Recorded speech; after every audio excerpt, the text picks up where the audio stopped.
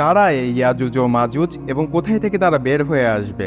একদিন জুলকারনাইন বাদশাহ তার যাত্রাপথে চলছিলেন। চলতে চলতে তিনি এমন একটি গ্রাম বা অঞ্চলে চলে আসলেন, সেখানে তিনি একটি নতুন জাতির সন্ধান পেলেন।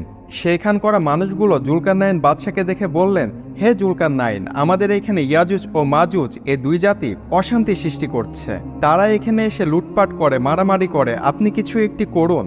আপনি তাদের ও আমাদের মাঝে একটি প্রাচীর নির্মাণ করে দেন, যাতে ইয়াজুজ ও মাজুজ আর এইখানে না আসতে পারে। এর বিনিময়ে আমরা আপনাকে কিছু অর্থ প্রদান করব। জুলকারনাইন তখন বললেন, না, আমার কোনো অর্থ লাগবে না। আমার সৃষ্টিকর্তা আমাকে যে ক্ষমতা দিয়েছে এটাই আমার জন্য যথেষ্ট।